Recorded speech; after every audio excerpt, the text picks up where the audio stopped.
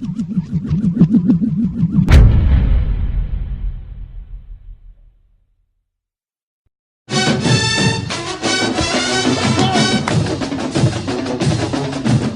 Knights fans, and welcome to another edition of the Knights Baseball Roundup with head coach of the FDU Knights baseball team, Gary Puccio. How you doing, Gary? Hanging in there, Ryan. How you doing? I'm good. Weather is beautiful. It's up to like 70 degrees almost here today. We are on location at the Naimoli Family Baseball Complex, where you just had a 3-game homestand against Lafayette.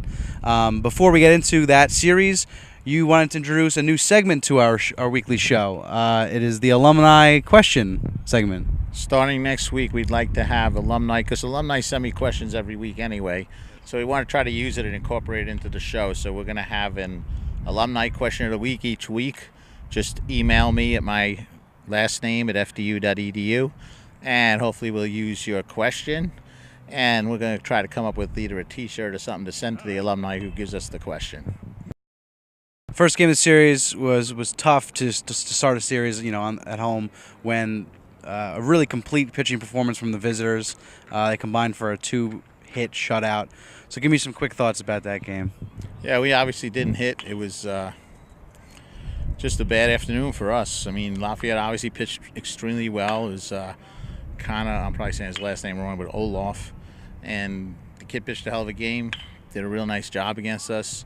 I believe we only had one hit going to the bottom of the ninth, and then scored another hit. Well, not scored. We got another hit in that inning. So it was, a tough day. And if you're not producing anything on offense, it makes it real hard. As soon as you give up a couple of runs, you know you're in trouble. And we were obviously in trouble that day. First game of the doubleheader, and we were talking about that weather. It was pretty rough. And you're right, for both teams, honestly, had to play through it. But the first game started out well with Brendan Butler on the mound. Came out to a 4-0 lead.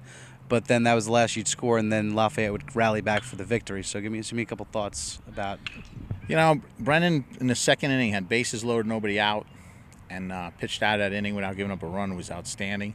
And in the fourth inning, he got to the same situation. I don't remember if it was bases loaded or 2 men on, but nobody out again. Got the first 2 outs, and then got a comeback that he reached behind him to grab. And he had plenty of time, but didn't realize he had plenty of time. And he fired the ball down the right field line. That made the game 4-1, second and third. And then Lafayette hit back-to-back singles to tie the game. And that's where I had the problem, was that I felt, okay, we just made an error, but we were manhandling them at the time. Brendan was pitching a super game. They really weren't hitting him. And then because we made an error, to give up 2 hits right away back-to-back, I thought Brendan lost his composure a little bit and just lost his focus. And, he's still a young pitcher, and he's still learning things. And the kid's got incredible talent, and he's got an incredible future. I mean, the second inning, he threw a couple of outstanding curveballs and changeups, and he was very impressive. And then the physical error throwing to first base seemed to really shake him up. And that's something he's got to just, learn. It's something as you mature, you get better at. And hopefully as a team we get better too, because even after that, it's still a tie, and we found a way to lose 11-4. Second game of the doubleheader. I think some silver linings from that game. I think the pitching kept the offense with a chance in the short 7-inning game. Chalupa, the junior, had a pretty solid start, and Nick Cuono came again in a very solid relief. 3 innings, no runs. So give me some thoughts. What you liked, what you didn't like from that third game. Well, they scored all 6 runs in 1 inning in the fourth inning, and fourth inning seemed to be our problem in both games of that doubleheader. But John's been a relief pitcher, and we're trying to convert him into being a starter. And what's happened is both starts, he's gone 3 innings outstanding, and he gets to the fourth inning. And I believe he's just getting tired right now. His endurance isn't there yet. So I got to make some decisions down the road in the next couple of weeks about whether I should just move him to the bullpen or keep him in as a starter. I thought he pitched well, and then in that fourth inning, like I said, he got a little tired. I know they hit a home run on a 1-2 pitch. That kind of upset me. And then we proceeded to put a few guys on, and it was a first and third throw that we didn't get the guy out. We dropped the ball at second base. There was a cut that didn't go through to second base that should have.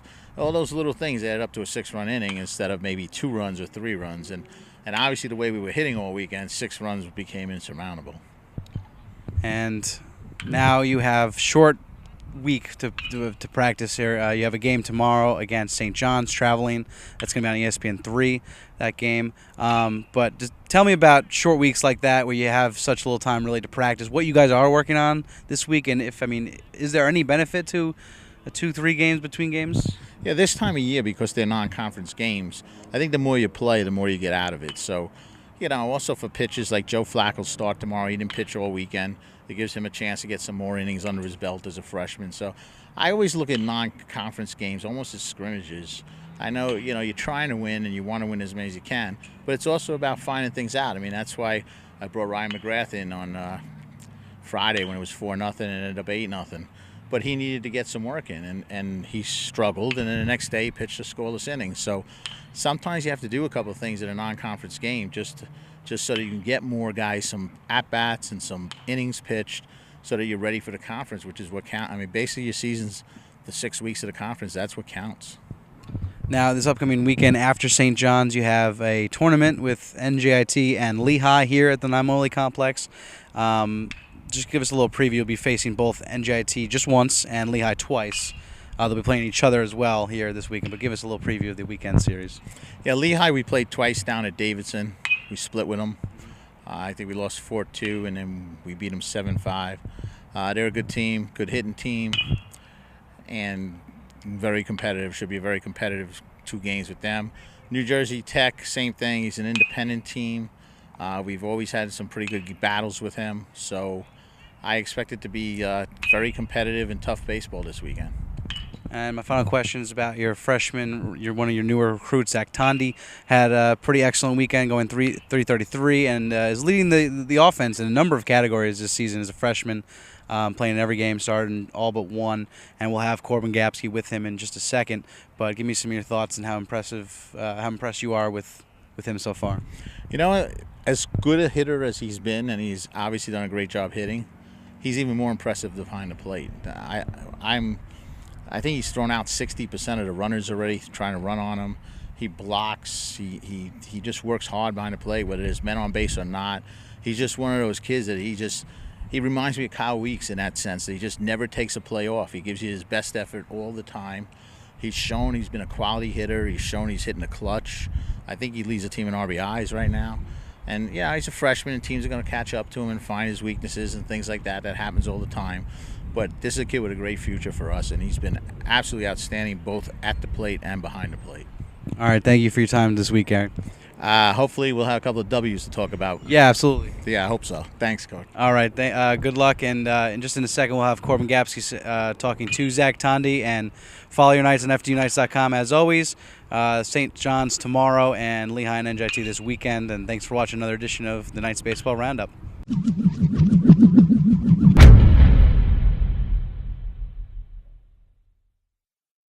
Thank you, Ryan. Welcome, Knights fans, to this part of the Knights Baseball Roundup. I am joined here with freshman Zach Tondi. Zach, how you doing today? Beautiful day out here. Yeah, not too bad. It's a big difference from a week ago.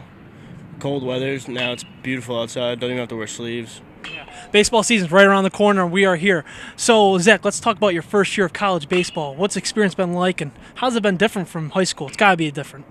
It's not too different, but the fact that pitchers just throw harder, you just got to learn to adjust in the box.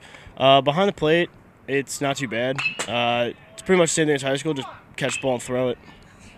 Then I'll let you talk about that catching. So what's it been like working with different pitchers and getting to know them a little bit? It's a much different level, I got to imagine.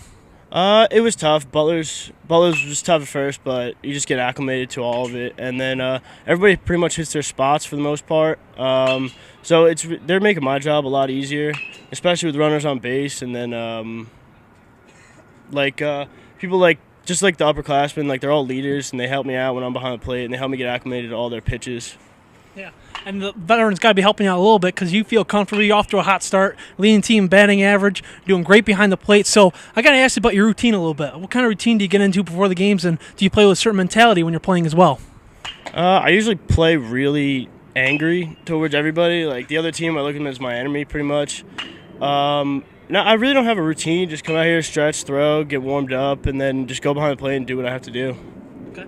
And, again, we talked about the veterans earlier. So have you learned anything from the veterans? Have they taught you anything? Have you learned something you didn't know before coming to college? The biggest part was being adjusted at the plate. I know high school wasn't too tough to hit because no one threw really that hard in my conference. And then coming here, people hitting 85, 90 like it's nobody's business. So just got to get adjusted to that and then learn to drive the ball the opposite way. So you guys have gotten a good number of games under your belt so far, but you still have some non-conference games coming up. You have St. John's on Wednesday. That's going to be on ESPN3. And then you have NJIT this weekend. You have 2 against Lehigh as well. So let's talk about those games a little bit. They're the games before conference, the games that really matter. So what kind of mentality are you going into with these non-conference games, and getting you ready? Well, for me personally, I think we need to win these games. We had a tough weekend this weekend, dropping all 3 to Lafayette, but that's just because nothing was falling our way. We got to learn to get adjusted more. These practices are great. The non-conference games will help us because we're playing high competition like Seton Hall and St. John's, West Point. So coming back to our conference, then we play people like Mount who aren't, as you could say, in as big conferences as St. John's and all them. It's just going to make us a lot better as a team. Now, Zach, let's talk a little more personal here. I got to mention that you're a global scholar here at FDU, so talk to me about that program a little bit and what's been like so far. Well, it's been good. Like last semester I had to take a class for the Global Scholar, and that went pretty well. But coming from the high school that I did, I learned to acclimate myself into doing all my schoolwork and time management and just all that stuff on one plate. Now, have you been getting a lot more homework than high school? What's it been like? We do get a lot more homework than high school, but you have more time to do it because classes aren't every day.